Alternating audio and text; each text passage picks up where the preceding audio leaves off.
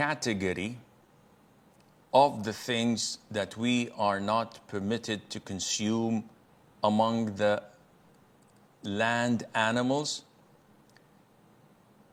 An animal that was born as a result of a crossover between what is halal and what is haram. So a mule is the result of the mating of a horse and a donkey. So because horses, and this is the most authentic opinion, yes, they're valuable, they're important in Islam, but they fall under the default rule. So if you slaughter a horse, then it becomes halal. And this was done at the time of the companions, and they consumed the meat of a horse that they've slaughtered. No problem. Donkeys, on the other hand, as we mentioned in the last class, were prohibited by the Prophet ﷺ at the time of Khaybar, on the 7th year of Hijrah. So the mating of something that is halal and haram resulted in a mule. This takes the side of haram, because whenever we have an imbalance, we don't know, something that has both halal and haram in it, we always take the side of rather being safe than sorry. And the ruling of mule meat is haram because it's a crossover between a halal and a haram animal. Fifthly is that which feeds on carcasses and impure things. In Arabic, it's called al-jallalah, and it is a sort of a vultures, like vultures, crows, and other scavengers that would feed on things that are bad. Carcasses, dead meat. If they find feces, they would eat it. Mainly speaking, this is well known with chicken, but it can be found in sheep, it can be found in some cows and cattle and the like. So scholars say, if this type of an animal that feeds on such filth and it impacts its milk and the taste and smell of its flesh, it becomes haram because it is najis.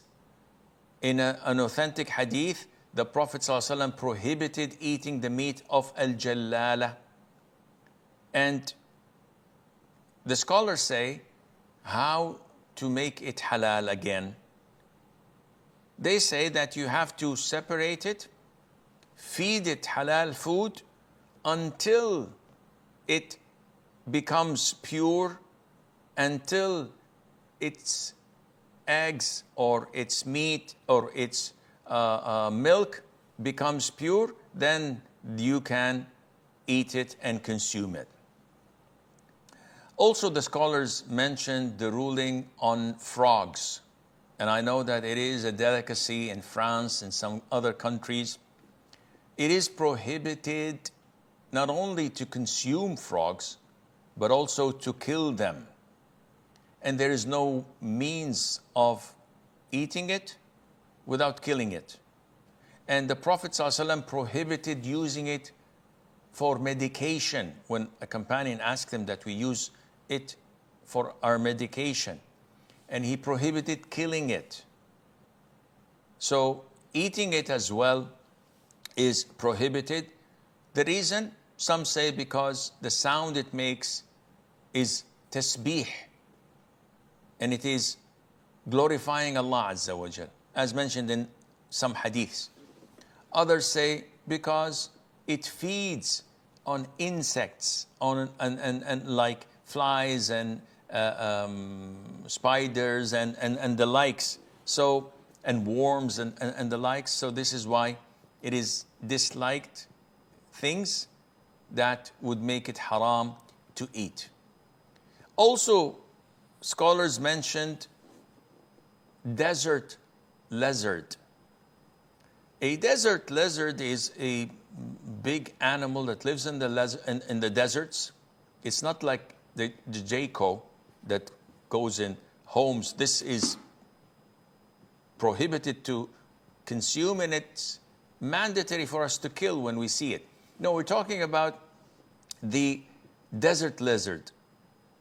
And this is halal according to the vast majority of scholars because of the hadith. Once it was cooked and presented to the Prophet ﷺ, and the Prophet wanted to consume it.